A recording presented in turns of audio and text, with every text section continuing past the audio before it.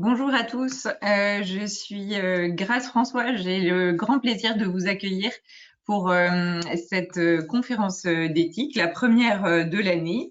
Euh, il s'agit donc du deuxième cycle de conférences que nous organisons avec la Société française de neurologie. Moi-même, Grâce François, qui suis neurologue à Lille, ainsi qu'avec le docteur Elsa Mana, qui est également neurologue, mais à Paris, au centre Léopold Bellan. Nous avons débuté un premier cycle de conférences d'éthique l'année dernière qui a porté sur le consentement. Et nous avons ce choix de réaliser des conférences d'éthique en neurologie est né en fait du constat que nous sommes dans une spécialité dans laquelle nous faisons face à des questions éthiques au quotidien. Il existe évidemment de nombreuses initiatives qui participent à la réflexion éthique en neurologie, à des niveaux locaux ou concernant certaines thématiques particulières, notamment portées par l'espace éthique d'Île-de-France concernant les maladies neurodégénératives.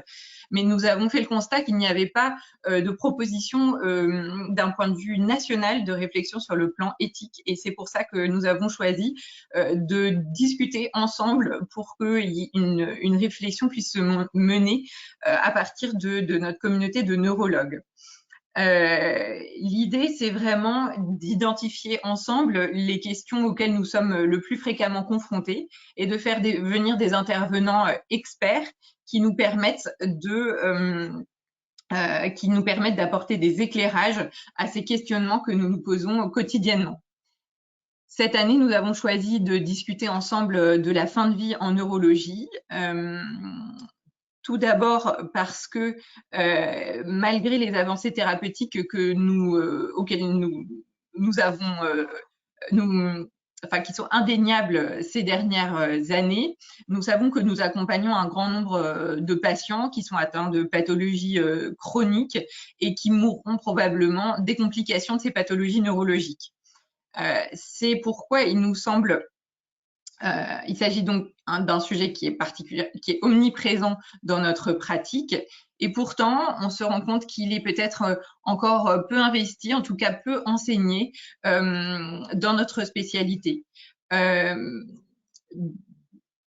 Il y a également un autre aspect de la fin de vie qui est le débat actuel qui se positionne au niveau de notre société et avec un projet de loi qui propose une évolution concernant la prise en charge de la fin de vie au niveau gouvernemental. Avec la possibilité éventuellement d'un accès à l'aide active à mourir, comprenant le suicide assisté et ou l'euthanasie. Nous ne connaissons pas encore les détails précis de cette loi, mais elle sera prochainement débattue au Sénat et à l'Assemblée nationale. C'est donc pour tous ces arguments-là que nous estimons essentiel de fournir des outils qui nous permettent de mener notre réflexion en tant que neurologue. Il ne s'agit pas ici de se positionner sur une décision, sur un choix concernant cette aide active à mourir, puisqu'il s'agit d'une décision citoyenne. Mais il s'agit de continuer à se former ensemble sur cette thématique particulièrement délicate. Cette thématique, cette année, nous vous proposons de la dérouler en 3 conférences. La première, celle d'aujourd'hui, porte vraiment sur la question de comment nous envisageons la mort aujourd'hui dans notre société d'une manière globale et générale, et ensuite de discuter des spécificités de la fin de vie en neurologie. Notre deuxième conférence portera sur la médecine palliative intégrée, avec l'idée de s'inspirer de nos collègues d'autres spécialités, notamment les oncologues qui travaillent cette question depuis de nombreuses années. Et puis enfin, la dernière conférence qui aura lieu en présentiel au JNLF sera cette fois-ci portera autour de l'aide active à mourir pour éclairer également ce débat. J'ai donc maintenant le grand plaisir d'accueillir notre première intervenante, qui est le docteur Julie Henry, qui est philosophe et qui donc est maître de conférence à l'ENS de Lyon, qui a la particularité d'avoir axé son travail notamment sur l'éthique clinique et la fin de vie. Et nous l'avons sollicité pour prendre un petit peu de hauteur sur ce sujet de la fin de vie et comprendre comment la mort est-elle appréhendée et pensée aujourd'hui dans notre société. Sans plus attendre, je vous laisse la parole. Merci beaucoup pour cette présentation. Merci aussi de m'avoir proposé d'intervenir aujourd'hui. Alors, si vous voulez bien, juste rapidement, en fait, pour commencer, je vais me présenter un petit peu plus simplement pour dire d'où je parle, parce que il se trouve en plus que je ne suis pas spécialiste de neurologie, donc ça contextualisera un petit peu ce que je vais dire à propos de la mort aujourd'hui, de nos représentations et de la manière dont ça vient se répercuter sur les prises en charge en fin de vie. Donc, en effet, je suis maître de conférence en philosophie, je travaille en éthique des pratiques de soins et je suis inscrite dans un courant qui s'appelle la philosophie de terrain.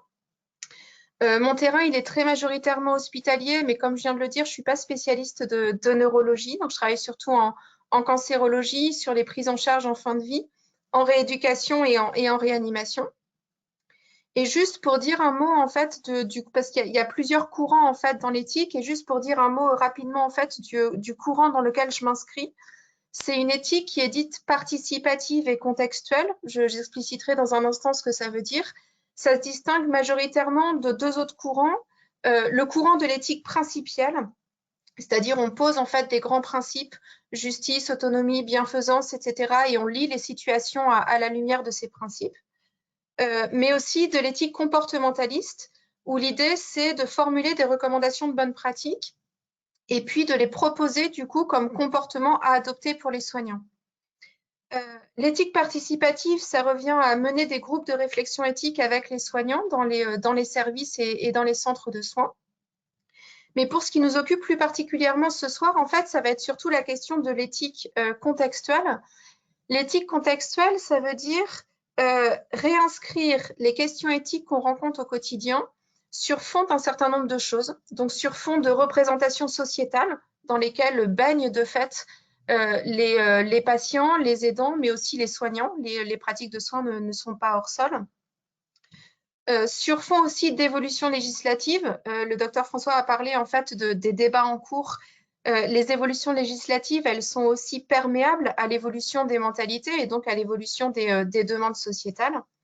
Et puis un peu plus fondamentalement sur ce qui se joue d'anthropologique et d'humain dans les situations de soins. Donc c'est un peu depuis cette éthique contextuelle en fait que je vais vous parler aujourd'hui.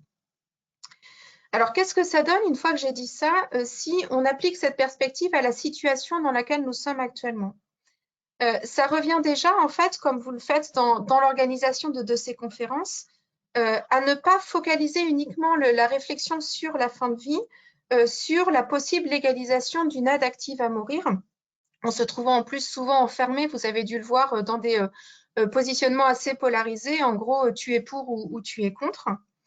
Et ça consiste à aller voir un peu la forêt cachée derrière l'arbre, si je puis dire, ce sera un peu mon mantra dans ma présentation, à savoir la place de la mort aujourd'hui en société et notre rapport à la mort.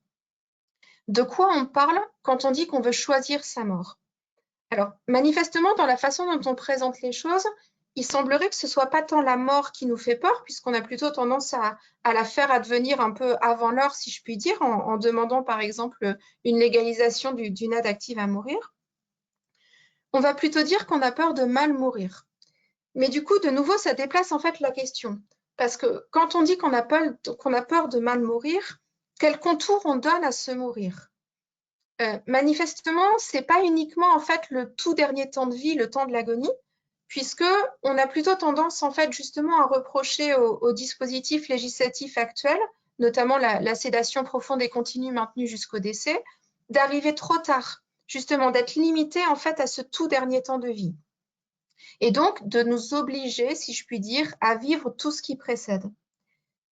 Donc finalement, quelque part, le mourir, ce serait encore en un certain sens un peu l'arbre qui cache la forêt. Et ce dont on aurait plus peur, en fait, c'est mal vivre avant le temps, dans le temps du moins qui précède le mourir. C'est ça, en fait, qui nous ferait peur et le cas échéant qu'on voudrait évacuer, qu'on voudrait ne pas vivre. Et c'est vrai qu'il faut reconnaître qu'il y a un rapport particulier au temps dans la place qu'occupent aujourd'hui les débats autour d'une possible légalisation de l'aide active à mourir, ou même plus généralement les débats autour de la fin de vie. Parce qu'en fait, dans la situation actuelle, on lutte contre l'optimisation déraisonnable, donc on accepte d'arrêter les traitements, mais par contre, on ne légalise pas, pour l'instant en tout cas, le suicide assisté ou l'euthanasie. Et donc, il y a un temps qui s'écoule entre le moment où on n'est plus dans une perspective curative et le moment auquel va possiblement advenir la mort. Et la question, c'est qu'est-ce qu'on fait de ce temps? Qu'est-ce qu'on fait de ce temps qui nous reste à vivre, qui n'est plus occupé à vivre normalement, si je puis dire, avec des guillemets, mais qui n'est plus non plus occupé à lutter contre la maladie, le cas échéant. Alors, si on essaie de questionner ça depuis un adage spinoziste, parce que je suis par ailleurs spinoziste, il y a un adage spinoziste qui est de dire ne pas juger mais comprendre. C'est vrai en fait qu'il y a des éléments objectivement qui nous font difficulté dans ce dernier temps de notre vie, à nous les êtres humains en général, mais probablement plus encore à nous les êtres humains occidentaux du XXIe siècle. D'abord, ce qui nous fait difficulté, c'est que c'est un temps qui est marqué par l'incertitude. On n'est plus dans le fil de notre vie active et professionnelle, avec son rythme, avec ses habitudes, sa routine, etc. On n'est plus non plus dans le temps des traitements, en attendant les effets curatifs de ces traitements. Et en même temps, on n'est pas encore vraiment non plus dans l'attente d'une mort annoncée, parce qu'on ne sait pas exactement quand est-ce qu'elle va advenir et selon quelle modalité. Donc en fait, c'est pas attendre comme attendre un ami à un rendez-vous. Là, on sait qu'il va arriver et puis on sait en tout cas vers quelle heure il est censé arriver, même s'il peut avoir un peu de retard. Mais là, c'est plutôt une espèce de temps suspendu. Tant qu'on ne l'a pas vécu en première personne, on ne sait pas exactement ce qui se passera. Et puis, quand on l'aura vécu, on ne sera plus là. Et on ne sait pas exactement quand ça adviendra et dans quelles conditions ça adviendra. Et ça nous est très inconfortable. Ça nous est très inconfortable parce qu'on est dans une société aujourd'hui, société occidentale au XXIe siècle, qui est une société plutôt de la maîtrise. La science moderne, elle s'est développée pour maîtriser la nature, comme disait Descartes. La médecine scientifique, elle se développe pour contrôler au maximum les pathologies, pour contrôler au maximum les symptômes. Et même l'éthique néolibérale, c'est aussi une éthique de la maîtrise parce qu'en fait, je vais demander plus de droits, je vais dire je décide ce qui m'arrive. Donc on est encore en fait dans une idée de la maîtrise. Et là justement, c'est plutôt un temps où je décide plus vraiment. C'est plus vraiment moi qui ai la main, il y a quelque chose qui m'échappe, ma vie peut-être, ou en tout cas à minima mon corps m'échappe, mon identité peut-être m'échappe, on y reviendra tout à l'heure. Et donc là, c'est plutôt un temps où on n'a pas vraiment d'autre choix que plutôt lâcher un petit peu prise, en fait. Autrement dit, il y a une sorte d'alternative qui se pose un peu à nous et qu'on retrouve, je trouve, dans les débats actuels. Soit on accepte de vivre autrement ce temps, en y étant évidemment accompagné, soit on quitte la vie. Ce qui rejoint en un certain sens l'idée qu'au bout d'un moment, si on ne veut pas vieillir, on n'a pas d'autre choix que de mourir, en fait. Donc en fait, pour poursuivre la réflexion, on pourrait se demander pourquoi il est devenu si inconfortable aux hommes et aux femmes d'aujourd'hui de lâcher un peu prise. Et manifestement, ce n'est pas juste des traits de personnalité particuliers, parce que c'est quelque chose qui est plus généralisé, donc c'est lié forcément à un mouvement social plus général. Je retrouve l'idée de l'arbre qui cache la forêt. Je crois que c'est l'avant-dernière fois.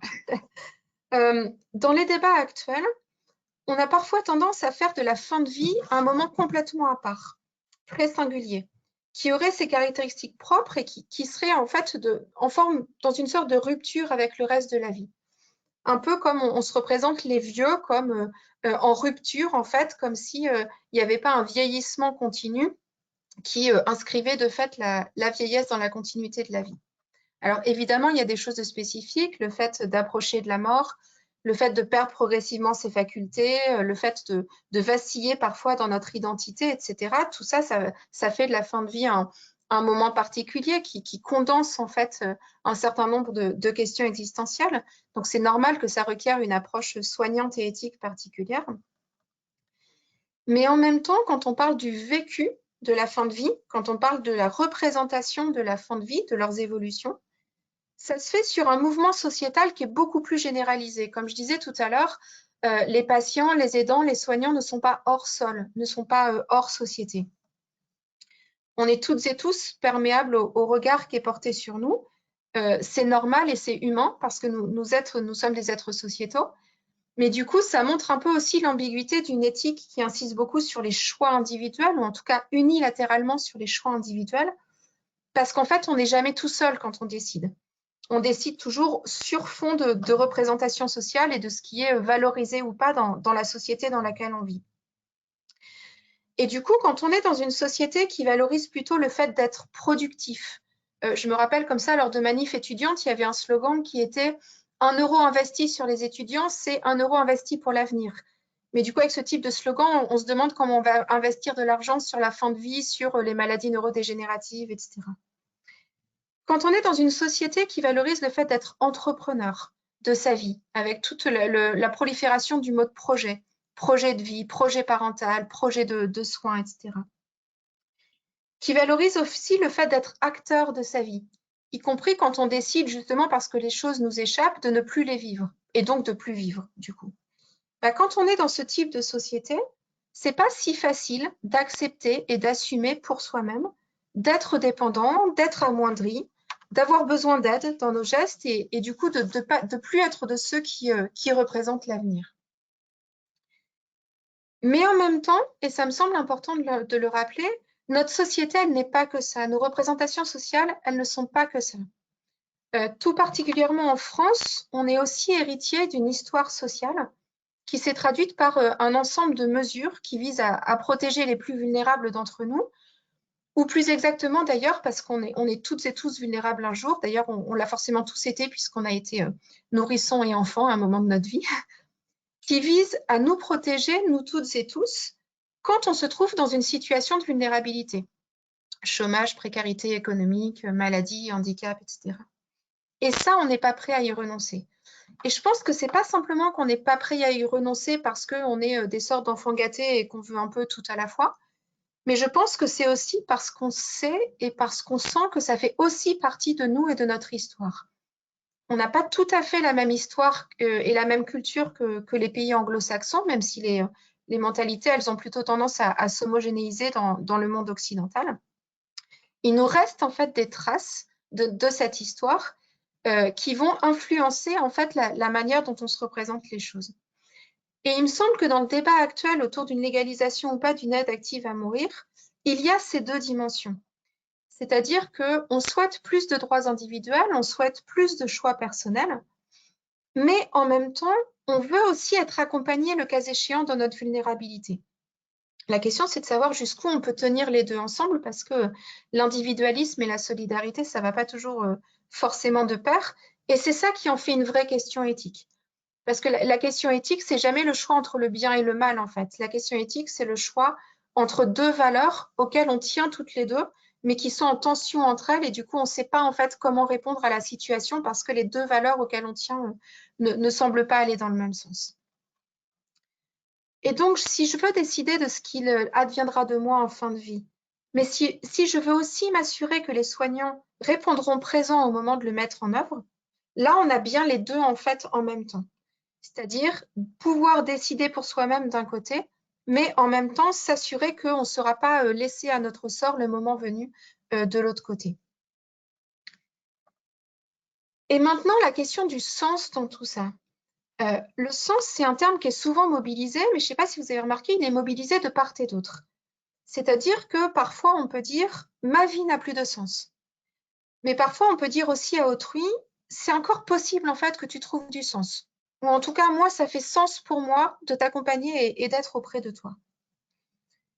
Et encore une fois, de même que la fin de vie et que la mort, le sens, il est ambivalent. C'est-à-dire que d'un côté, il se dit qu'en première personne. Spinoza dit on ne peut pas vouloir contre ce qu'on sent.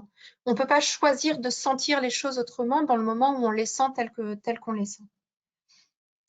Mais en même temps, le sens, il est aussi indissolublement intersubjectif. Ça veut dire quoi? Ça veut dire qu'il ne peut pas se construire indépendamment d'une relation. Et on voit bien les difficultés que peuvent avoir les personnes une fois devenues adultes à donner du sens à ce qu'elles sont en train de vivre et au monde qui les entoure si, enfants, elles n'ont pas eu les moyens en fait de donner ce sens-là. Et donc, donner du sens à ce qui nous arrive, à la fois au sens de l'orientation et de la signification, c'est vraiment une capacité humaine. Nous, on a cette latitude. On n'est pas arrivé à l'événement, on peut reconstruire notre histoire. On n'est pas des automates stéréotypés. En fait, on a la possibilité de vivre les choses différemment. Ricoeur dit on n'est pas que des êtres biologiques, on est aussi des êtres biographiques. On peut se construire en fait une histoire. Mais en même temps, quand je dis que c'est une capacité humaine, tout est dans le terme capacité. C'est-à-dire que ce n'est pas spontané, ça ne va pas de soi. Et surtout, il y a des moments où on a l'impression de ne plus avoir cette capacité à donner du sens. Il faut qu'il y ait certaines conditions en fait qui soient réunies autour de nous pour qu'on puisse donner sens à ce qui nous arrive. Et si je reviens à ce que je disais au début, ça suppose déjà, par exemple, de pouvoir supporter une certaine incertitude. Ça suppose, dans un temps justement où elle nous est plus donnée, elle nous est plus directement assignée de l'extérieur. Donc en fait, ça demande une certaine démarche, ça demande un certain élan, et ça suppose que cet élan, il puisse être suffisamment porté et étayé dans l'intersubjectivité, donc à la fois par nos proches qui sont importants dans ce moment-là, mais aussi dans la société parce qu'on ne peut pas trouver du sens sans les autres et encore moins contre les autres. C'est très difficile de trouver du sens en fait quand l'ensemble de la société va dans un autre sens. Et je me dis que c'est peut-être en fait ce qui nous manque aujourd'hui, c'est-à-dire que dans la réflexion, je veux dire, entre autres, c'est-à-dire qu'on se focalise beaucoup sur la personne concernée et son vécu et celui de ses aidants, comme s'ils étaient irréductiblement singuliers. De l'autre côté, on fait beaucoup reposer sur les épaules des soignants la responsabilité, en fait, d'être auprès des patients, d'adopter telle attitude, etc. Mais il me semble qu'on questionne assez peu la responsabilité collective, c'est-à-dire les conditions qui sont socialement requises pour qu'une personne puisse mettre du sens dans ce qu'elle est en train de vivre. Ça pourrait être d'une certaine façon une troisième voie. Enfin, j'aime pas trop l'idée de la troisième voie, mais bref, c'est par facilité. Ça pourrait être une troisième voie entre d'un côté, penser que moi, je peux mettre du sens pour autrui dans ce qu'il est en train de vivre. Si moi, j'y trouve du sens, c'est qu'il y en a. OK, mais bon, il reste la façon dont lui sent les choses. Et de l'autre côté, reconnaître certes qu'il est le seul à pouvoir juger de ce qu'il est en train de vivre et respecter cela, mais avec le risque, en fait, de passer de « j'entends et je reconnais que vous me dites que votre vie n'a plus de sens » à « nous attestons collectivement que votre vie n'a en effet plus de sens », ce qui ne veut pas du tout dire la même chose. Et donc, comme je le disais, à l'interface entre les deux, il y a les représentations sociétales et la façon dont elles influencent la manière dont on est affecté par les choses. Ainsi, même si on est libre, entre guillemets, de penser ce qu'on veut, de choisir une chose ou une autre, etc., il reste la force du groupe. Et quand la force du groupe, elle est jointe à la tendance qu'ont les hommes à se conformer à l'opinion dominante, qui est aussi une force sociale très importante, ça fait que le contexte général, il est plus ou moins favorable à certaines parties de la population. Or, force est de reconnaître, je ne vais rien vous apprendre, que de nos jours, c'est pas très valorisé d'être vieux, d'être dépendant, d'avoir des troubles cognitifs, d'être plutôt perçu comme étant sur une phase plutôt de déchéance ou de décadence en fait dans notre vie. Et pour reprendre l'analyse de Simmel, Georg Simmel, qui est un sociologue, je le dis rapidement, mais on pourra y revenir si vous le souhaitez dans les questions, pour reprendre ses analyses sur la figure de l'étranger, ce sont des personnes auxquelles on ne veut surtout pas ressembler parce que ça nous fait peur, mais en même temps, qui nous sont quand même proches, parce que c'était des personnes comme nous, en fait, avant d'être comme elles le sont, et on sait qu'on peut devenir comme elles si on ne décède pas prématurément. Donc, elles sont suffisamment proches pour nous faire peur, et en même temps, on n'a pas envie de devenir ce qu'elles sont. Donc, ça fait une sorte de double refoulement. Du coup, ça veut dire que ça peut pas être une injonction individuelle à trouver du sens si la société, justement, ne va pas dans ce sens. Alors, je reviens, promis, une dernière fois sur mon histoire d'arbre qui cache la forêt. De toute façon, je vais conclure, donc j'arrêterai en fait d'utiliser cette image. Je disais en commençant que le débat autour d'une possible légalisation d'une aide active à mourir, c'était l'arbre qui cachait la forêt de la peur du mal mourir. OK. Que cette peur du mal mourir, c'était l'arbre qui cachait la forêt de la peur du mal vivre avant d'en arriver au temps du mourir. Eh bien, finalement, on arrive à l'idée que c'est la représentation personnelle, mais aussi sociale de la vie qui est fondamentalement en jeu. Je m'explique. Est-ce que je peux vraiment être encore en vie quand je suis en fin de vie? Ou plus exactement, est-ce que je peux être à la fois considéré comme vivant, parce que la vie, ce n'est pas uniquement la productivité, l'activité professionnelle, la pleine forme physique, la pleine possession de ses capacités cognitives, etc. Donc, est-ce que je peux encore être considéré comme vivant et comme mourant, ou dépendant, ou dément? Parce que s'il n'y a pas en fait la deuxième partie, ce sera un tabou dont on ne pourra pas parler et qu'on ne pourra pas accompagner. Et donc, je serai invitée à me montrer toujours vraiment en vie. Vous savez, un peu comme les associations de personnes âgées qui se dénomment elles-mêmes les toujours jeunes, parce que c'est d'être jeune, en fait, qui est valorisé en société, et elles s'efforcent de montrer qu'elles sont toujours jeunes. Alors qu'on pourrait se dire, ben, pourquoi elles ne se dénomment pas les déjà vieilles? Si le fait d'être vieux était moins dévalorisé, il y aurait un sens, en fait, à assumer qu'on n'est plus vieux, en fait, et qu'on est quand même vivant et qu'on a encore des choses à vivre aussi, autres dans ce temps de la vieillesse. Donc, comment faire pour qu'à la fois soit reconnue et accompagner ma fin de vie? Je ne vais pas non plus faire comme si j'étais en début de vie ou comme si j'étais à l'acmé de ma vie, mais qu'en même temps, on ne me renvoie pas que je suis mort avant l'heure, que je suis déjà passé de l'autre côté. Donc, pour conclure sur ces quelques réflexions, je dirais que dans le contexte actuel, et probablement tout particulièrement en neurologie, mais ça, le docteur Sauvé le dira bien mieux que moi, il y a aussi quelque chose de notre identité qui est mis en question dans notre fin de vie. Est-ce que je suis toujours le même quand ma vie approche de son terme?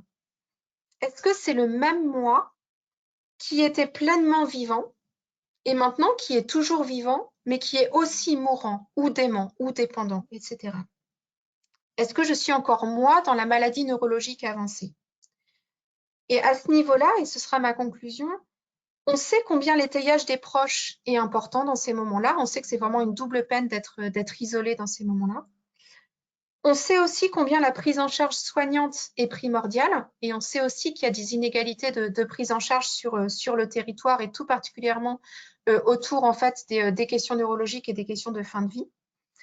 Mais je voudrais finir en ajoutant que c'est aussi l'environnement sociétal qui est en jeu.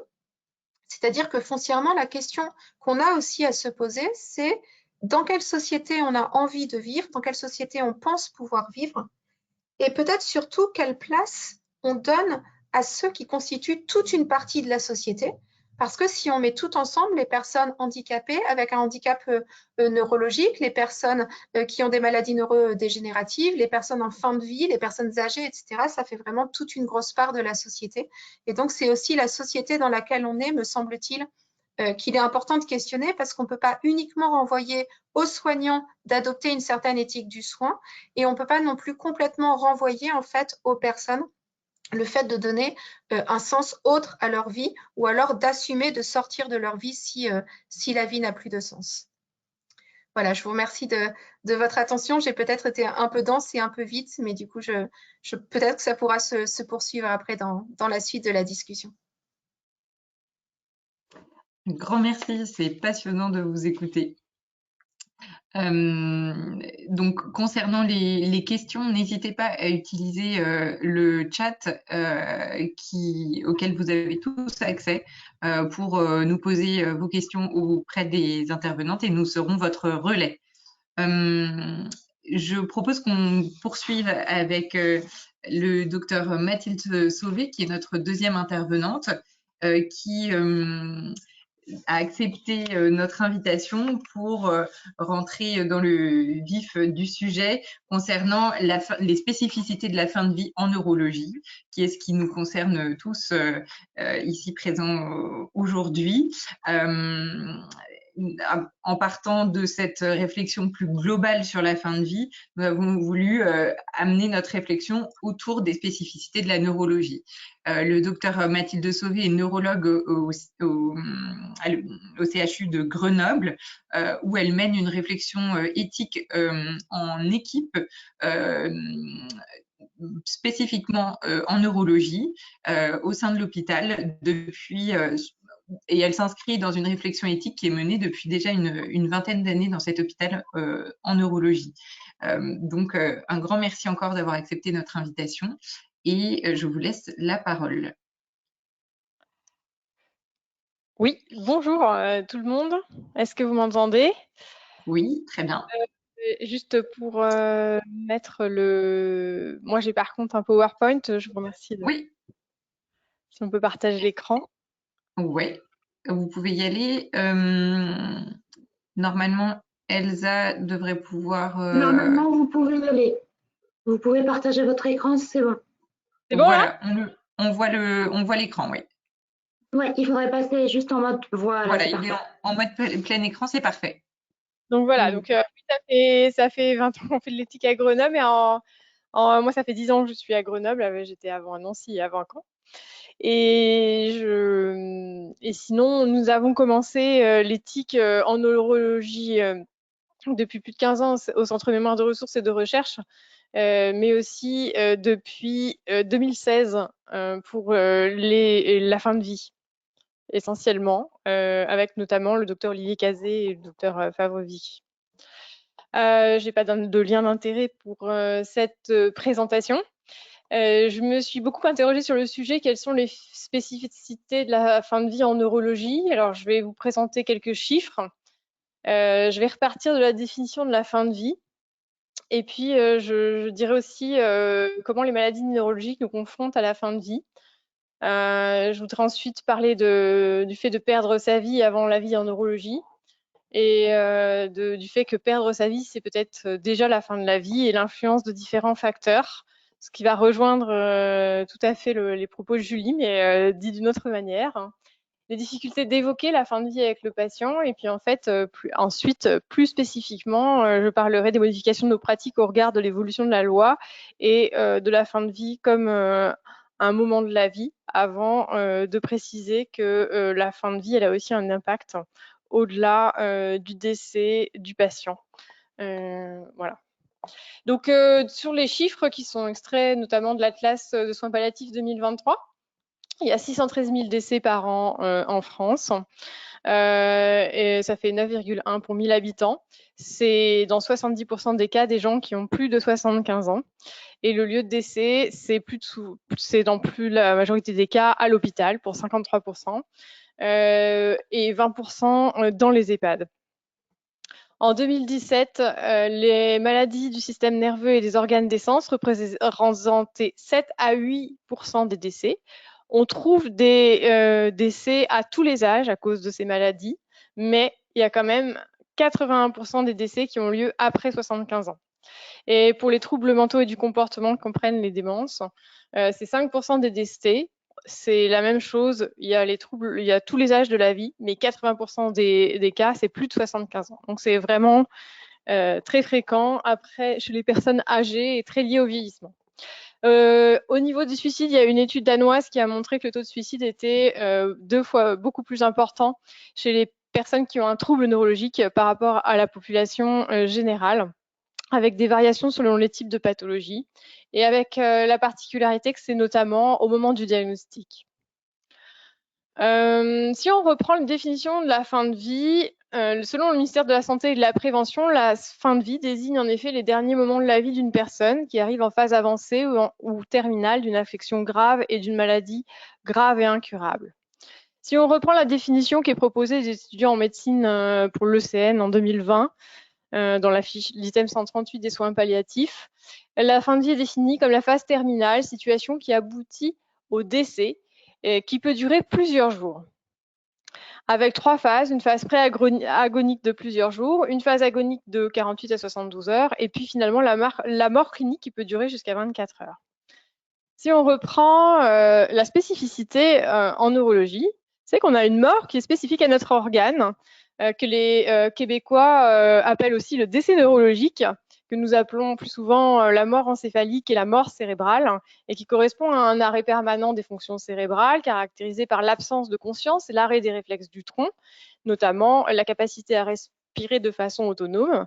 Mais pour autant, ce diagnostic où le patient est considéré comme mort s'accompagne d'un patient qui garde l'apparence d'un être vivant avec le cœur qui bat et la chaleur qu'on connaît à l'être vivant. Les maladies neurologiques, elles nous confrontent à la fin de vie. Oui. Quand? Ça dépend. Est-ce que c'est dès l'annonce diagnostique ou pas? Qui est confronté à la fin de vie à travers les maladies neurologiques? Évidemment, souvent le neurologue qui a les connaissances, souvent avant les enfants, le conjoint ou le patient, mais il y a des variations importantes. Et puis, ça va dépendre des maladies. Alors, j'ai essayé de les classer en 3 groupes à peu près. Ma liste n'est pas tout à fait exhaustive. C'est vrai que il y a des maladies où on est confronté à la mort possible en phase aiguë. Elle peut arriver. Tout d'un coup, elle devient la fin de vie. C'est quelque chose qui peut arriver beaucoup plus facilement, qui devient plus concrète que jusqu'alors, puisqu'on se pose tous la question au cours de notre vie. Avec l'épilepsie réfractaire, on le voit, c'est possible au cours d'une crise. Les premiers jours d'un AVC grave. Dans la myasthénie ou le syndrome de Guillain-Barré, il peut aussi y avoir un arrêt, une fin de vie, et le patient ressent souvent une dyspnée qui est angoissante. Et puis, il y a d'autres maladies où les maladies neuromusculaires, la sclérose en plaques, la maladie de Parkinson, où c'est plutôt le handicap qui va apparaître en premier, et la thérapeutique va un peu repousser la fin de vie au second plan, c'est pas la première préoccupation, alors que pour d'autres maladies, d'emblée, la fin de vie va être un peu l'aboutissement inéluctable de la maladie. C'est le cas de la sclérose latérale amyotrophique, bien sûr. C'est souvent le cas dans les maladies d'Alzheimer et syndrome apparenté, quoi qu'on pourrait peut-être distinguer le trouble cognitif mineur du trouble cognitif majeur.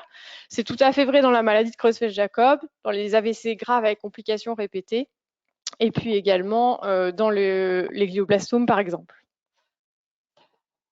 Dans les maladies neurologiques, en effet, on perd sa vie avant la vie, parce que le handicap neurologique, il touche au propre de l'homme, à ce qui fait nos particularités, à ce qui nous lie au monde. Il peut y avoir des troubles du traitement des informations apportées par les 5 sens, qui sont importantes qui font notre lien au monde, et puis qui sont source de plaisir, qui sont source d'échange.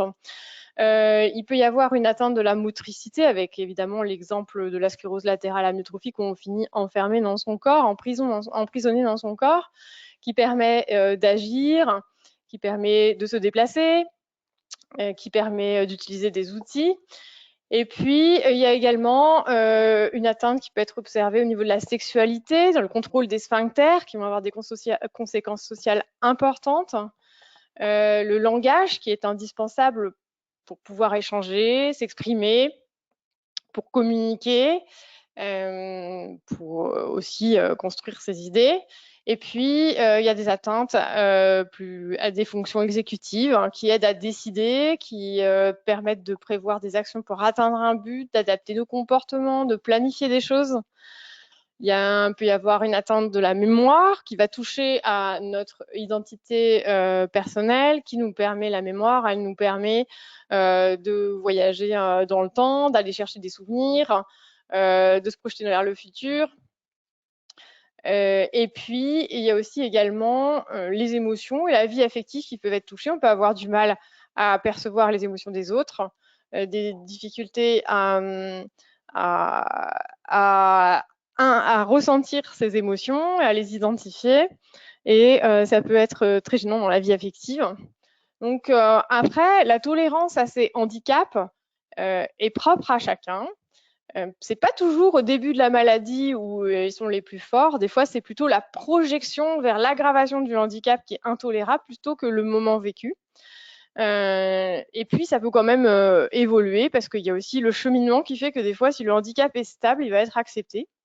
En tout cas, c'est souvent source en neurologie d'une souffrance existentielle en dehors de l'anxiété et de la dépression, hein, la souffrance existentielle, elle touche au sens de la vie avec une perte de repères identitaires. Il peut y avoir une remise en cause de nos certitudes sur le monde, du sens même de la vie qui pose la question existentielle du fait de rester en vie, pourquoi vivre plutôt que mourir. Comme le disait tout à l'heure Julie, hein, en fait, perdre sa vie avant la vie, c'est la manière dont on va vivre ce handicap qui va créer cette souffrance existentielle, mais aussi c'est la manière où ça va s'intégrer dans tout un ensemble de choses, dans différents facteurs. Alors, les valeurs propres au patient, son attachement, son sentiment de liberté, sur quoi il est fait, est-ce qu'il a une sensation de perdre sa liberté d'agir, de s'exprimer, de penser, des conséquences sur l'autonomie, assumer sa dépendance, un sentiment aussi sur l'identité, le sentiment d'identité, le sentiment de dignité, qu'est-ce que je deviens, un spectre, m'a-t-on dit il n'y a pas longtemps, un truc, une chose, avec un avenir qui est assez angoissant. Et parfois des facteurs protecteurs, parce qu'en effet, il y en a qui arrivent à faire un chemin. J'ai même une patiente jeune Alzheimer qui m'a dit un jour, c'est la meilleure chose qui me soit arrivée dans la vie. Donc, il y a quand même un cheminement possible, mais il va être variable entre chacun de nous. Ça va être impacté par la manière dont le ou les proches vont vivre autour aussi ce handicap, parce que eux-mêmes peuvent avoir le sentiment d'être privés de liberté, parce que ça va leur créer une charge mentale supplémentaire qui est parfois très très lourde, parce que on touche à leur partenaire de vie. Des fois, ce partenaire de vie, c'est leur âme sœur, ou c'est un témoin de vie, c'est même un pilier comme les parents pour les enfants. Il faut qu'ils acceptent leur impuissance et la douleur de voir l'autre souffrir pour pouvoir réussir à être dans la relation d'aide. Et puis en même temps, quand on aide en neurologie, il y a beaucoup de dons de soi et pas forcément une possibilité de reconnaissance par le patient qui ignore parfois ses difficultés. Le rôle des soignants est important parce c'est vrai qu'ils ont un regard sur le pronostic du handicap et on est parfois limité pour l'évaluer. Les thérapeutiques donnent toujours de l'espoir. Et puis, les thérapeutiques, ça peut être aussi gérer l'anxiété et la dépression qui se sont surajoutées au handicap et à la souffrance existentielle et sur lesquelles on peut agir avec des traitements. Et ils sont très importants dans l'accompagnement. Bien sûr, la façon dont le patient va vivre cette souffrance existentielle, elle va dépendre de ses croyances et de ses représentations, qu'elles soient d'origine familiale, culturelle, religieuse, philosophique. Et la société, comme le disait Julie, la façon dont on le vit, la société a un impact énorme avec des valeurs communes, avec des actions ou des choses vis-à-vis du handicap qui mènent plutôt vers l'inclusion du handicap, mais tout en laissant encore de la stigmatisation, avec un jugement sur le handicap qui peut paraître presque économique. On se pose la question de combien ça coûte. Et puis, il y a des difficultés d'accès aux aides. Des fois, les aides, elles existent. Avec les dossiers MDPH, on peut accéder à un fauteuil roulant électrique, un aménagement de salle de bain, mais les délais sont parfois très longs et n'aident pas le patient dans le cheminement de son handicap. Et puis, la loi va faire évoluer les choses également. Dans tous les cas, il faut toujours du temps. C'est très important, le temps de cheminement, pour que le handicap devienne plus acceptable quand il était inacceptable initialement. Après, parfois, le handicap s'aggrave et il y a le moment où il était acceptable et il redevient inacceptable. Il y a toujours un risque d'épuisement.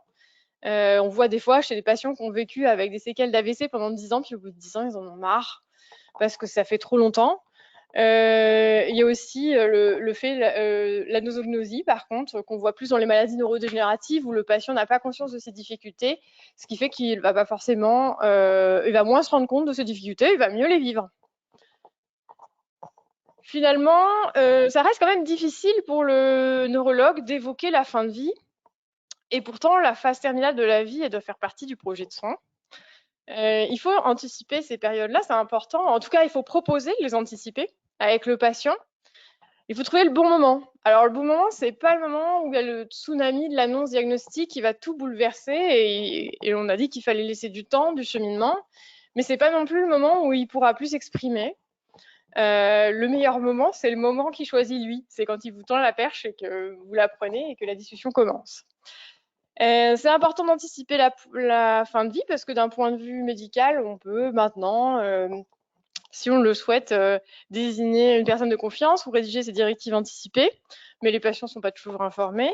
Sur le plan juridique, on peut prévoir son testament, rédiger un mandat de protection future pour savoir qui prendra les décisions à notre place. Et puis, en fait, le patient aussi, il peut exprimer des souhaits. Des fois, il y a des patients, ils décident de faire un voyage qu'ils n'ont jamais fait parce qu'ils ne pourront plus le faire après. Il y en a qui décident d'organiser leur funérailles, alors qu'il y en a qui ne veulent surtout pas en entendre parler. Et puis, ils expriment leurs craintes. Il faut les soulager, les rassurer, les écouter. C'est souvent abordé avec le proche et c'est important également d'abord de connaître l'expérience et la connaissance que le ou les proches ont sur la fin de vie et sur la mort. Des fois, on a des représentations qui sont difficiles, qui ne vont pas faciliter la mise en place d'un accompagnement à domicile, par exemple. Et puis, il y a des fois où, au contraire, ils ont déjà des expériences positives, ils ont participé à des formations. C'est important de les rassurer et puis de les impliquer. On peut aussi discuter où le décès pourrait avoir lieu, s'il devait avoir lieu, discuter de l'accompagnement, savoir de ce dont ils sont capables et puis si jamais le patient souhaite le désigner en tant que personne de confiance, c'est important d'expliquer qu'ils seront porteurs non pas de leur propre volonté mais de la volonté du patient et que ça nécessite donc un échange sur les volontés de fin de vie. Le patient, il ne va pas toujours être capable d'exprimer avec discernement, avec clarté, avec une pensée très constructive ce qu'il souhaite pour sa fin de vie. Et par contre, les patients, même à des stades très avancés, par exemple de maladies neurodégénératives ou dans des contextes d'AVC, parfois ils sont capables d'exprimer des choses et c'est très important de noter ce qu'ils disent sur leur fin de vie, même si ça n'a pas la même valeur tout à fait que des directives anticipées à une personne de confiance. Après, si on se penche vraiment sur la fin de vie, sur ces derniers instants, est-ce qu'il y a plusieurs fins de vie en neurologie? On l'a déjà un petit peu dit, il peut y avoir une sorte d'absence de fin de vie, enfin en tout cas pour le soignant, s'il y a une mort brutale et qu'on trouve le patient après une mort subite sur une crise d'épilepsie ou après un arrêt respiratoire dans un contexte de syndrome de Guillain-Barré ou malheureusement suite à un suicide. Et puis parfois, ça arrive encore que la vie s'inscrive naturellement pour tous dans la continuité des soins. La fin de vie, elle vient naturellement. On met en place les soins palliatifs pour soulager les douleurs, mais c'est assez coulant. Plus rarement, très rarement, il y a la mort cérébrale et le don d'organes dont on a parlé. Il faut y penser. On n'y pense pas assez d'ailleurs, c'est dommage. Et c'est important, en tout cas, nous, c'est comme ça qu'on procède, d'appeler la réanimation neurochirurgicale et l'équipe du don d'organes. Et puis, ce qui se dessine depuis une vingtaine d'années, c'est la fin de vie qui impose une décision médicale, qui a des discussions qui ont été basées sur des besoins, sur des cas particuliers, des demandes qui ont été constatées et différentes lois qui ont donc été mises en place. En effet, la loi à la française, parce que dans les autres pays, ils ont souvent décidé clairement tout de suite du type de loi. Nous, en France, on aime bien évoluer progressivement à travers la loi. Sont apparus depuis 1986, avec la circulaire Larocque, le souci d'organiser les soins et l'accompagnement des malades de fin de vie. En 1999, une loi garantissait enfin l'accès aux soins palliatifs. On commençait à définir les soins palliatifs comme des soins actifs et continus. Et on mettait quelque chose qui est très utile en neurologie, c'est la mise en place du congé de solidarité familiale afin d'accompagner un proche en fin de vie. En 2002, c'est la loi Kouchner relative aux droits des malades et de la qualité du système de soins. On voit le droit au consentement, le droit au consentement ou au refus du traitement par le patient et apparaître la notion de personne de confiance. En 2005, la loi Leonetti relative aux droits des malades et de fin de vie donne le devoir du médecin de ne pas s'obstiner de façon déraisonnable et fait suite au développement de la technicité qui nous a un petit peu dépassé à certaines périodes parce qu'elle a été rapide.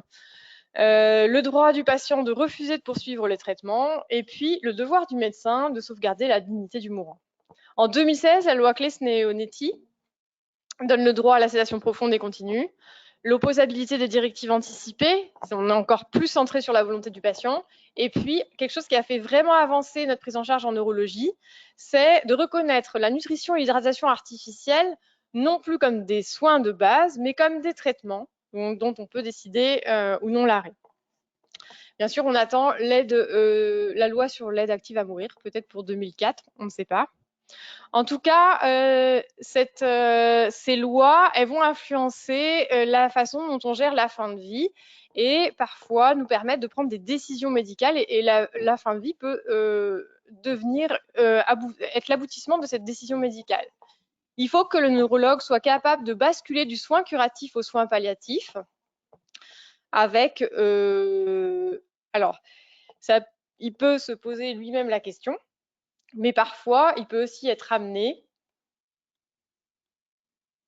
à devoir se poser cette question-là lorsqu'il va devoir résoudre des dilemmes éthiques qu'il se pose lui-même ou qu'il va ressentir des tensions diverses dans la famille, dans l'équipe, entre éthique et médecin, entre médecins ou des divergences de point de vue.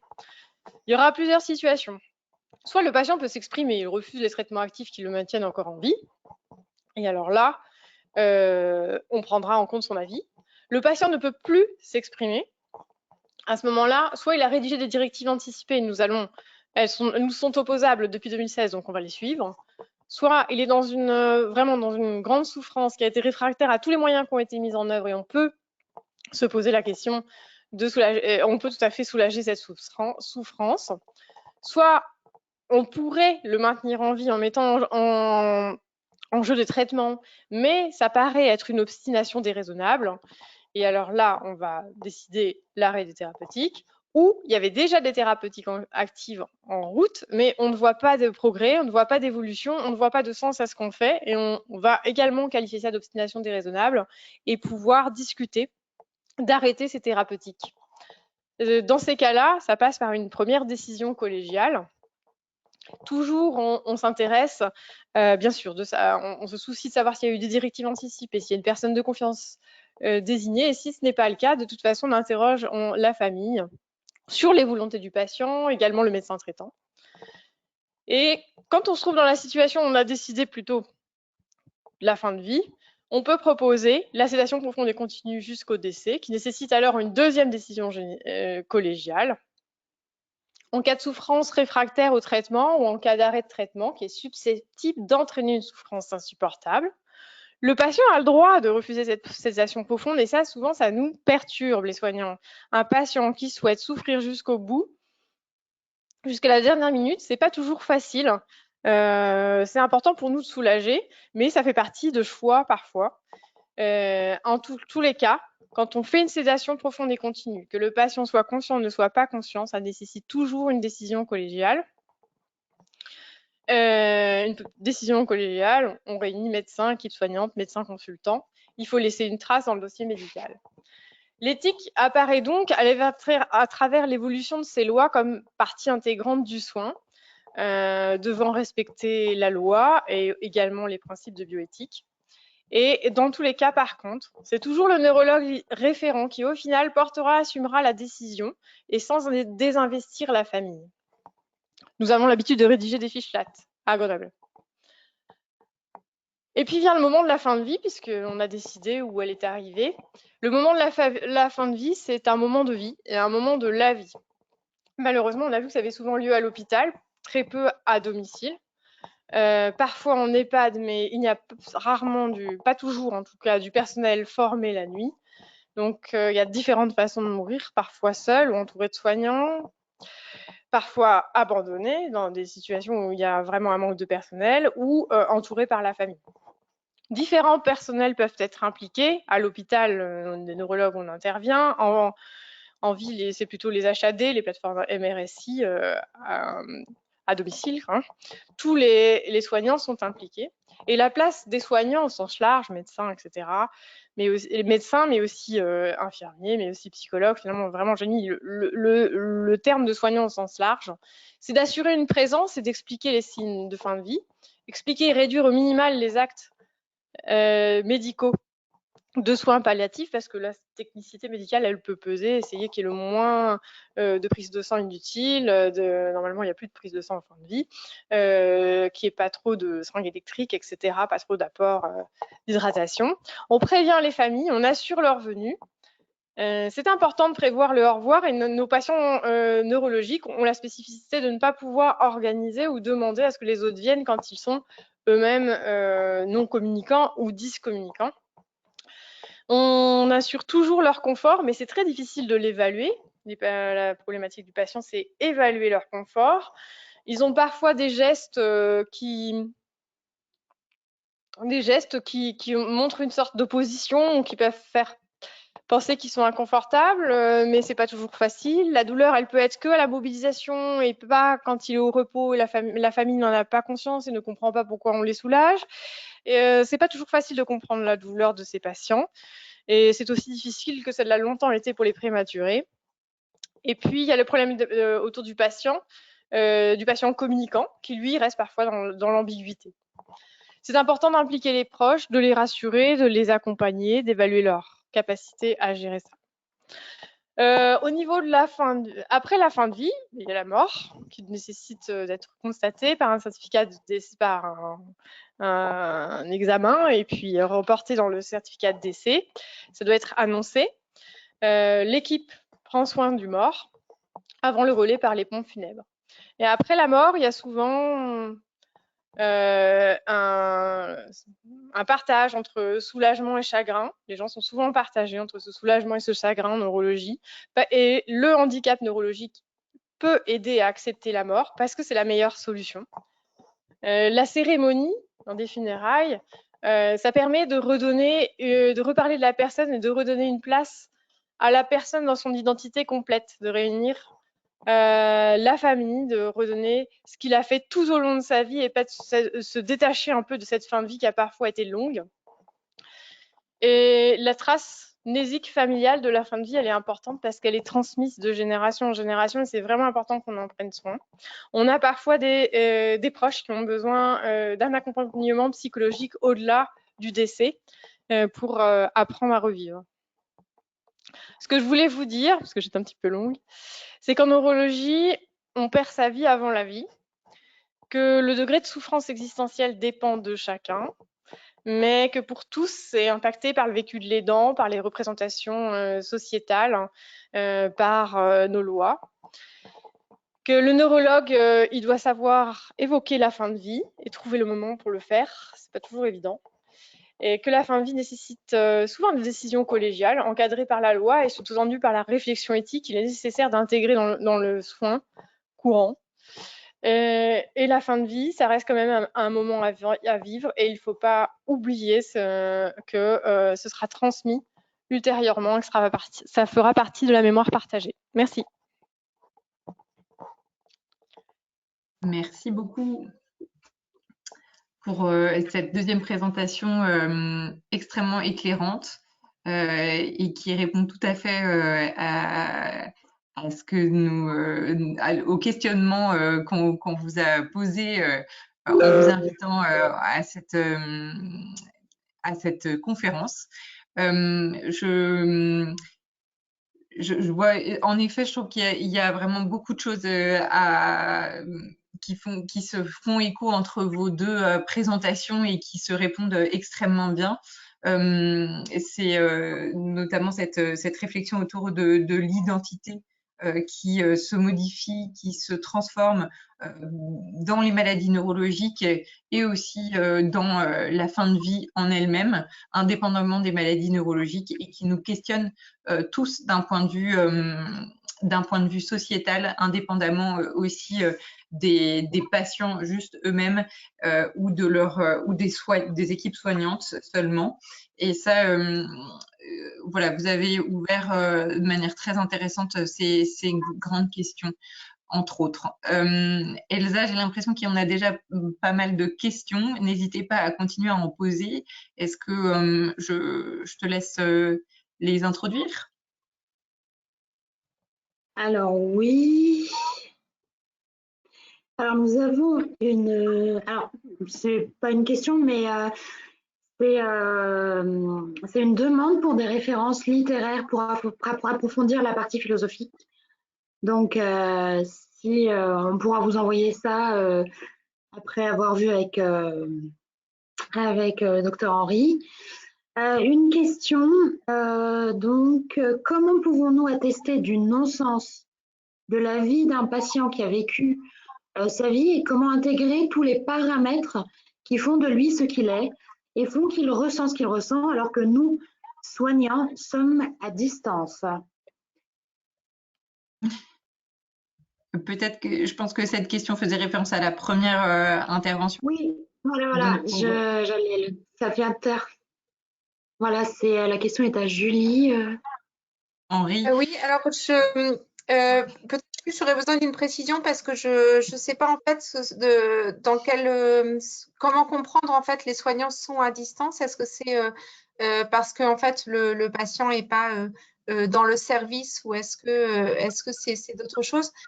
En effet, en fait, c'est moi qui ai utilisé cette phrase en fait de attester que la fin de vie que la vie de la personne n'a plus de sens. En fait, c'est une certaine ambiguïté qui peut se poser dans les questions autour de la légalisation possible en fait du suicide assisté ou de l'euthanasie. C'est que on est un peu pris entre deux écueils en fait. Soit on est pris du côté mais non, finalement, on vous dit que votre vie a un sens.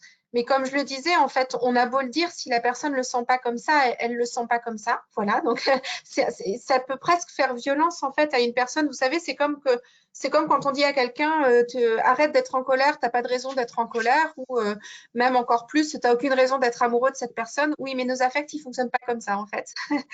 Et en même temps, l'autre écueil, c'est de dire ok, finalement, on est d'accord, vous êtes le seul en fait à pouvoir en juger. Mais en fait, si ça devient, vous êtes le seul à pouvoir en juger et nous, on le reconnaît, il y a un des écueils possibles qui est de renvoyer à la personne que, en effet, en fait, on reconnaît avec elle que sa vie n'a plus de sens. C'est ça qui me semble difficile, en fait, c'est d'être un peu entre ces deux écueils, sachant que dans certaines situations en neurologie, il y a une difficulté supplémentaire qui est que, ou même en fin de vie en général, d'ailleurs pas que en neurologie, des fois la personne ne peut plus vraiment en fait parler pour elle-même ou dire pour elle-même. Et donc en fait, on est pris entre ce qui nous semble, ce que vous les soignants en fait vous pouvez percevoir de ce qui est en train de se passer, ce que disent les proches, mais les proches ils disent aussi quelque chose de ce qu'ils sont en train de vivre eux. C'est pas quand on dit par exemple il aurait pas voulu se voir comme ça, on dit aussi que nous on a du mal, on souffre en fait de voir la personne comme ça.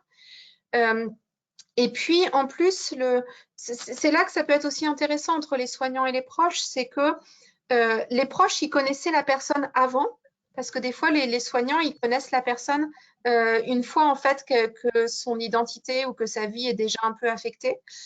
Et en même temps, les soignants, ils connaissent la maladie et ils peuvent aussi un petit peu plus dire parfois ce qui relève des effets de la maladie. Donc, la personnalité de la personne, elle est un peu au milieu de tout ça. Je ne suis pas tout à fait sûre d'avoir répondu à la question qui était posée, mais si vous voulez, si j'ai pas compris quelque chose, et si vous voulez. Non, je pense que ça répond assez bien. J'ai compris cette question-là aussi dans ce sens-là.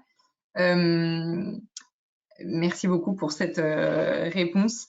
En effet, moi, je me pose la question si chez ces patients-là qui nous disent la vie n'a pas de sens, on pourrait aussi se positionner en disant à l'heure actuelle, pour vous, votre vie n'a pas de sens, sans forcément avoir à prendre la posture de dire je reconnais que votre vie n'a pas de sens. Selon ma grille de lecture, elle n'a en effet pas de sens. Et de dire, reconnaître le ressenti du patient et dire que on peut pas se substituer à son ressenti, on peut pas non plus, on peut pas accéder à ce que lui ressent de sa propre vie, mais le reconnaître quand même en tant que tel, sans le nier. Il y a peut-être un entre-deux à trouver là-dedans. Oui, tout à fait. Et de la même façon d'ailleurs que dans la situation actuelle où l'euthanasie ou le suicide assisté pour l'instant ne sont pas légalisés, c'est aussi important d'entendre et de reconnaître quand un patient dit qu'il n'a plus envie de vivre. C'est-à-dire de pas simplement renvoyer ceci n'est pas légal, ceci n'est pas à notre portée, mais de commencer par dire j'entends ce que vous me dites et j'entends que pour vous, en fait, ça fait pas sens. Ce qui me semble juste assez délicat, c'est la question des représentations sociales, parce que quand quelqu'un dit ma vie n'a plus de sens, c'est difficile de savoir en fait si c'est selon ses propres valeurs, parce que nos valeurs, elles ne nous viennent pas de nulle part, ou s'il y a une part sociale. Mais en même temps, on a aussi envie de dire, quand bien même il y a une part sociale, n'empêche que son ressenti est celui-ci. Donc, il ne faudrait pas non plus tomber dans l'extrême inverse, que peut-être que mon propos pouvait le laisser penser, de dire « Ah, mais si c'est de l'ordre de la représentation sociale, ça ne dit pas ce que vous êtes en train de vivre. » Bah si, ce qu'on est en train de vivre est influencé par la représentation sociale, et donc, quand bien même ça peut être imputable, entre autres, en fait, à des représentations sociales, il n'empêche que dans la situation actuelle, la personne le vit quand même ainsi. Donc, en effet, c'est important à entendre. Et si je peux me permettre pour rebondir sur sur ce que vous êtes en train de dire et aussi sur la conclusion de votre propos, une question qui me vient en vous entendant, c'est je trouve que votre propos il est particulièrement intéressant parce qu'il nous responsabilise tous en tant que citoyens et il nous permet de rentrer dans ce débat de manière équitable, quel que soit notre métier, notre approche concernant la fin de vie. Et en même temps, je me dis, et donc je pense que vraiment, ça nous pousse à chacun prendre part et prendre notre part de responsabilité dans ce questionnement. Mais il amène aussi à un chantier qui me semble énorme, c'est-à-dire que parce que forcément, il questionne notre prise en charge des patients vulnérables, de la dépendance, et c'est comment y répondre. Enfin, il y a un petit peu un sentiment d'impuissance face à ce questionnement-là, de se dire par où on commence en fait pour questionner cette question sociétale. Oui, surtout que ce qu'on appelle le changement des mentalités, c'est sur plutôt des décennies ou des générations. Donc, en effet, j'entends tout à fait ça. Et en plus, c'est compliqué, en fait, la société, parce que la société, elle n'existe pas indépendamment des membres qui la composent. Donc, quand on dit la société pense ça, c'est nous, en fait. Mais en même temps, on sait, comme je disais tout à l'heure, qu'il y a aussi la force du groupe et la force de l'opinion dominante, ce qui fait qu'on est aussi déterminé par par un peu ce qui est l'ambiance, en fait, par les opinions un peu ambiantes. Je pense, en fait, qu'il y a l'idée, en fait, qu'il n'est jamais trop tard pour commencer, mais en même temps, de certainement pas se donner des objectifs d'obligation de résultat. C'est-à-dire que mon idée, c'est pas du tout de dire il faut modifier les représentations sociales pour qu'elles aillent dans tel sens. Qui suis-je en fait pour dire en plus dans quel sens elles devraient aller. Par contre, ce qui me semble intéressant et important, c'est que les différents acteurs en fait se sentent concernés et participent de la discussion. Parce que l'écueil inverse, c'est de dire ça dépend tellement pas de moi que finalement je participe pas du tout. Et par exemple, l'organisation de séminaires comme vous faites là, l'organisation de conférences comme vous faites, le fait de prendre la parole dans des réunions publiques, le fait de pas simplement en fait avoir des congrès entre philosophes ou entre médecins, etc., mais d'essayer en fait de partager. L'idée, c'est pas de modifier au sens comportementaliste, d'obtenir telle modification, mais c'est de mettre plus de billes dans le panier, si je puis dire. Qu'il y ait plus de choses en fait dans le panier pour qu'après les personnes, si elles le souhaitent, elles s'en emparent, et simplement qu'on se dise d'autres approches sont possibles. Juste ça en fait. Donc pas modifier l'ensemble de la mentalité de la société. De toute façon, encore une fois, il ne s'agit pas de dire c'est bien, c'est mal, enfin c'est pas cette approche, mais peut-être simplement pluraliser un peu plus en se disant ben tiens, il y a d'autres perspectives qui sont possibles sur la situation. Et voilà, ça donne un peu grain à moudre et ça chemine ou ça chemine pas, mais en tout cas, donner au moins l'impression, je pense en fait que en tout cas, elles ne sont pas inéluctables. Ces approches ne sont pas inéluctables et quand bien même on les garde, tant mieux si on les garde, mais simplement pouvoir entendre qu'il y a d'autres en fait qui sont possibles en fait. Simplement ça. Même en fait, encore une fois, même si on reste sur notre idée Et je trouve que de manière générale, dans les discussions, c'est important ça, de se dire, il ne s'agit pas de changer de valeur, il ne s'agit pas de changer d'opinion, etc. Mais le simple fait de se dire, tiens, il y a d'autres valeurs qui sont possibles, il y a d'autres opinions qui sont possibles, peut-être même qu'elles ont des choses à m'apprendre. Quand bien même elles ont des choses à m'apprendre, je ne vais probablement pas changer d'avis, ce n'est pas la question, mais j'aurais quand même entendu ça et comme disait le docteur Sauvé, ça fera partie en fait de mon champ du coup. Ça fera partie en fait de ce que j'aurai à disposition. Et Merci. il y a aussi quelque chose qui est important pour faire évoluer les choses, il faut nous laisser le temps. En fait, il faut prendre le temps quand si on décide qu'on peut proposer à tout le monde, sans que ce soit une obligation, de désigner une personne de confiance, des directives anticipées, il faut prévoir le temps soignant pour le faire. Et il y a quelque chose qui m'a beaucoup étonnée, c'est que j'ai regardé la circulaire Larocque que je ne connaissais pas. Je connaissais toutes les autres lois sauf la circulaire Larocque et je l'ai regardée. Et dedans, il est prévu quelque chose qu'on ne conçoit pas forcément aujourd'hui, de vraiment laisser le soignant qui est au plus proche du patient passer du temps avec lui sur la fin de vie en protégeant ce lien et en lui dégageant du temps. C'est des choses qu'on pourrait pas forcément penser aujourd'hui. Et c'est intéressant de croiser, en effet, oui, les différentes pratiques. Le rapport de la fin de vie, il est très variable dans les familles, dans les gens. Alors, on a beaucoup de questions, on va essayer de les honorer. On a aussi des remerciements pour vos présentations, je tiens à vous les transmettre. Alors, une autre question, la question du positionnement entre maîtrise et dépendance à l'autre se voit ajouter à un degré de complexité en neuropédiatrie. Ah oui, avec le positionnement des parents, mais aussi chez l'adulte et avec les aidants. Pouvons-nous en discuter? Ça ouvre un grand champ de réflexion. Ça ouvre un sujet assez large. Après, moi, je ne suis pas pédiatre. Ouais. Par contre, pour le peu d'expérience que j'ai eue, je trouve que la complexité parent-enfant, c'est pas tout à fait la même chose, mais la complexité parent-enfant en pédiatrie, on la retrouve dans le dégénératif. Oui, je trouve aussi. Le personnage dépend.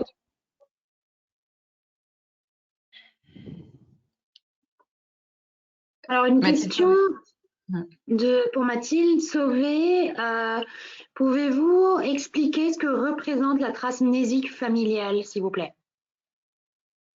En fait, la manière dont va avoir été vécue la fin de vie comme quelque chose de traumatisant ou comme quelque chose de valorisant si on a réussi à impliquer les proches, comme quelque chose de partagé dans la famille, au contraire comme quelque chose d'évité, va se transmettre dans les générations suivantes avec plus ou moins un risque de se reproduire.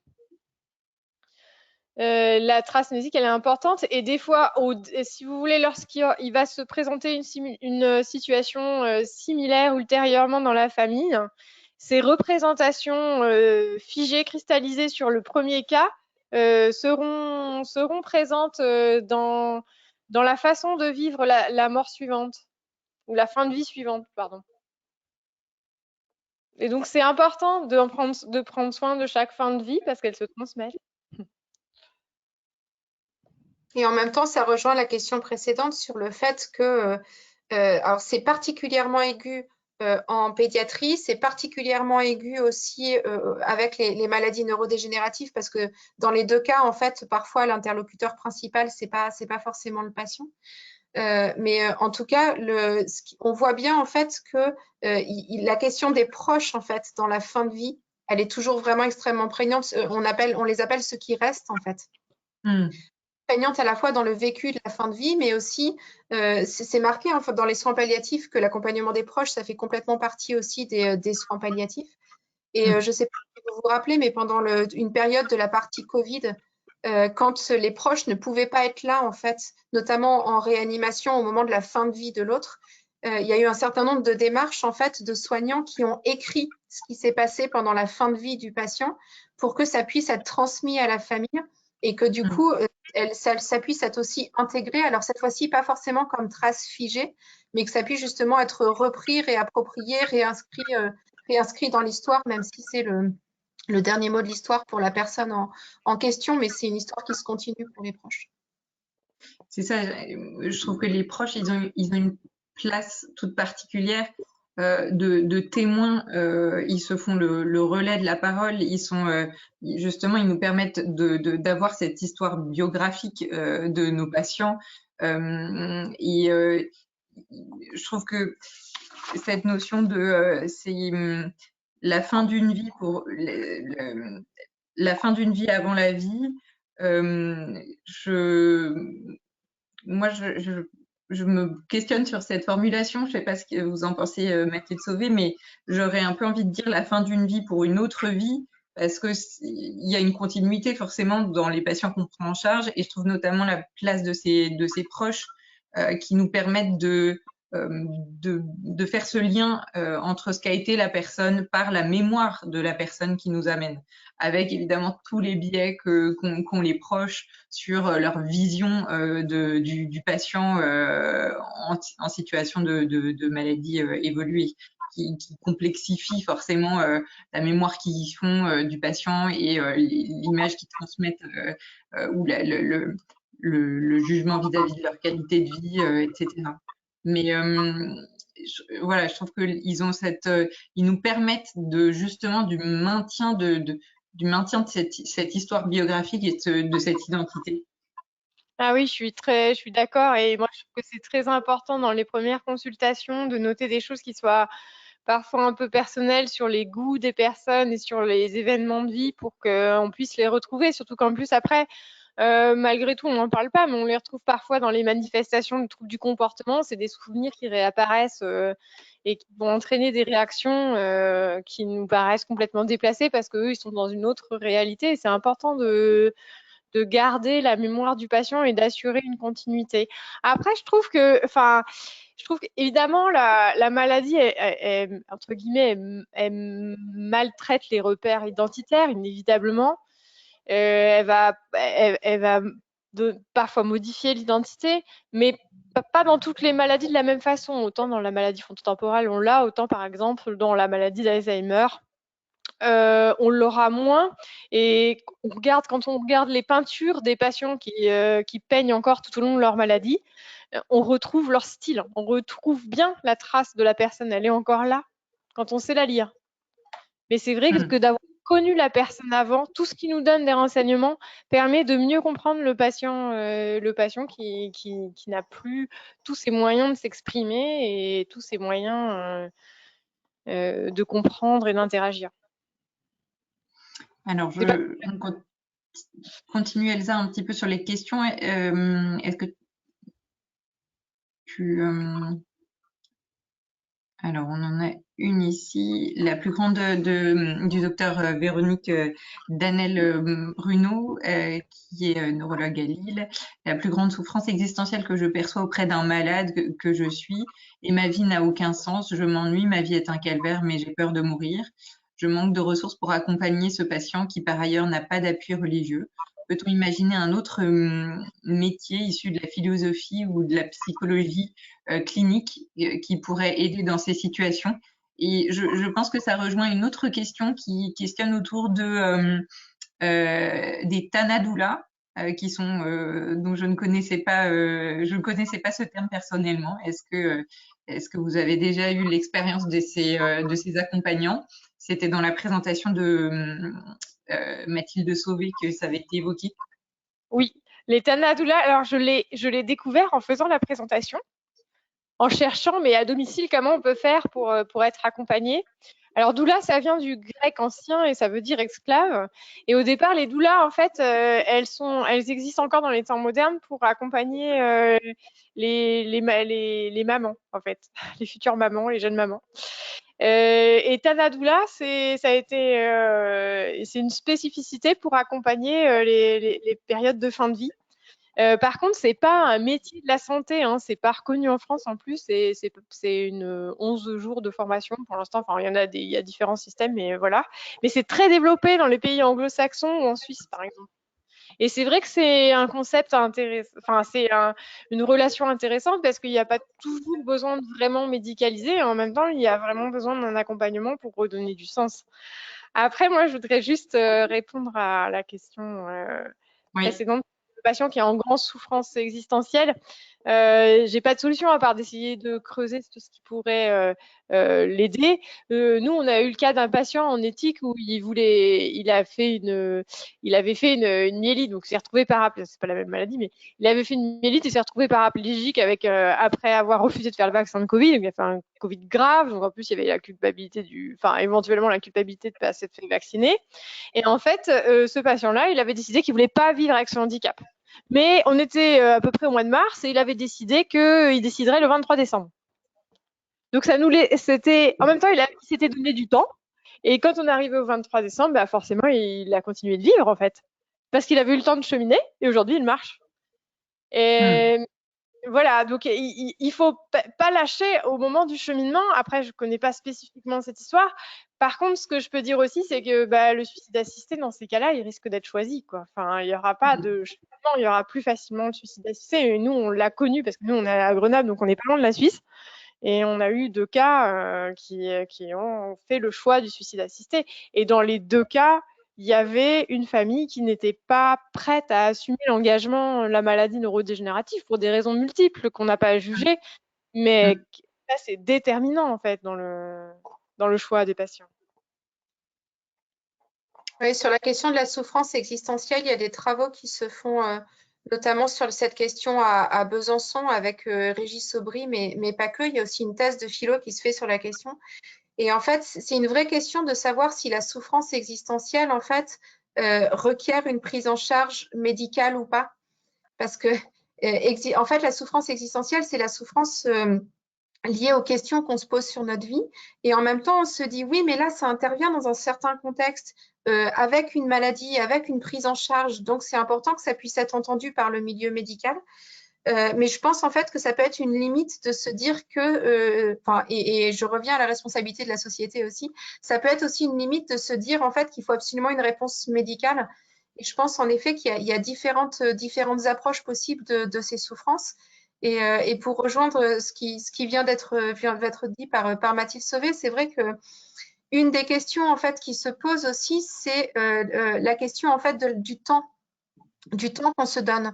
La difficulté, c'est qu'il y a des moments où c'est un temps justement si ce temps est plus du tout habité, c'est difficile de dire à quelqu'un mais prends le temps, peut-être que ça va évoluer par la suite.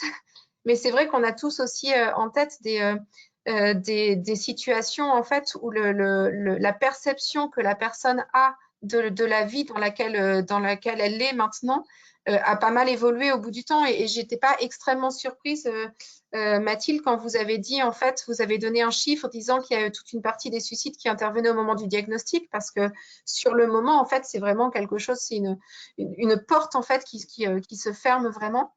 Et c'est vrai qu'après, il peut y avoir différentes approches. Alors, j'entends le côté c'est une personne qui n'est pas croyante, parce que des fois on se dit ben tiens, peut-être que la religion elle pourrait aussi prendre un peu le pas, mais en tout cas enfin le relais du moins.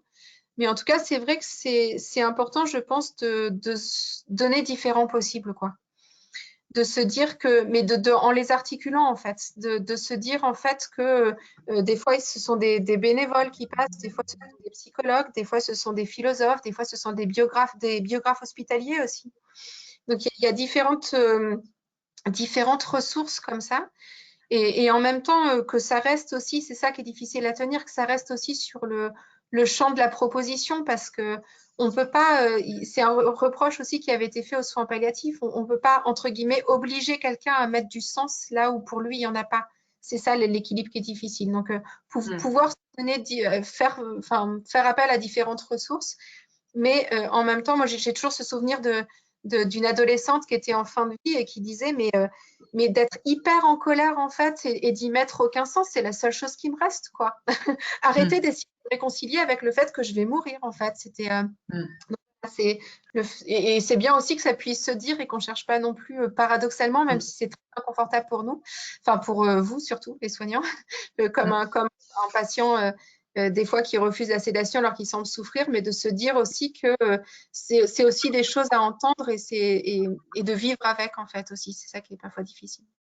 Mais par contre, là où je vous rejoins tout à fait, je sais pas si, c'est que oui, en effet, je pense que c'est les psychiatres, ils vous diront d'ailleurs, c'est pas psychiatrique, hein, parce que c'est pas une anxiété, c'est pas une dépression, ça se soigne pas. C'est pas un problème médical. Et le fait que ce soit un apport par différentes disciplines et variable pour chacun, c'est très important. Et c'est cet enrichissement qui finit par faire une étincelle pour aider la personne éventuellement.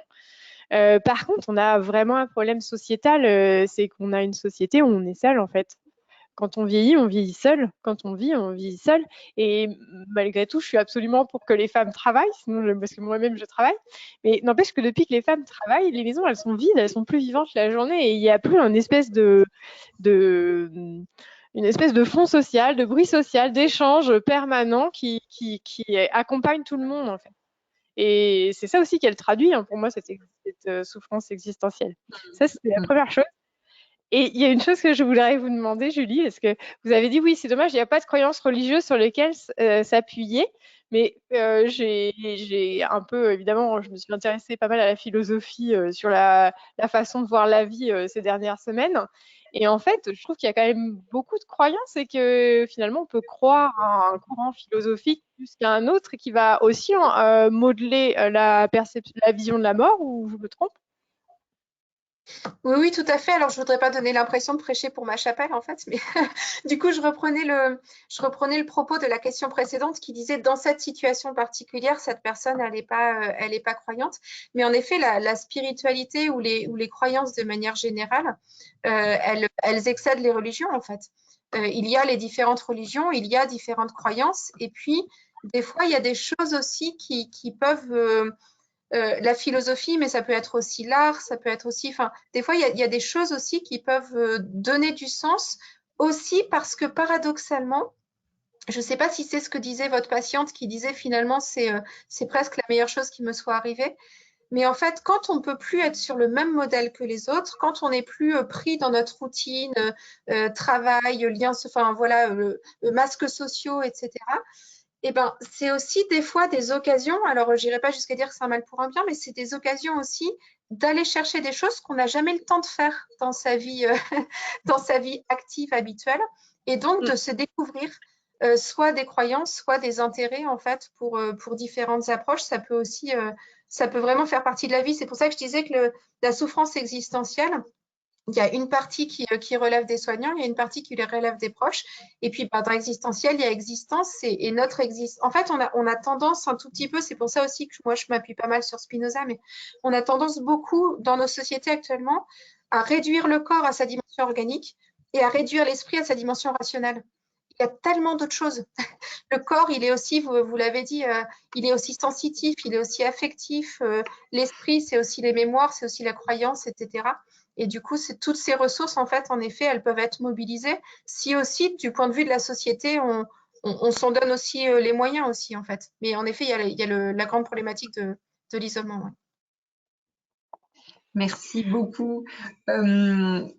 Malheureusement, c'est la mort dans l'âme qu'on doit arrêter nos débats parce qu'il y a encore beaucoup de questions, mais on arrive au terme du temps prévu pour cette conférence. Je laisse à Elsa le dernier mot, mais je continue de vous dire que les remerciements ne s'arrêtent pas. Voilà, alors effectivement, merci pour vos présentations et ces échanges passionnant qu'on voudrait voir prolonger quand même.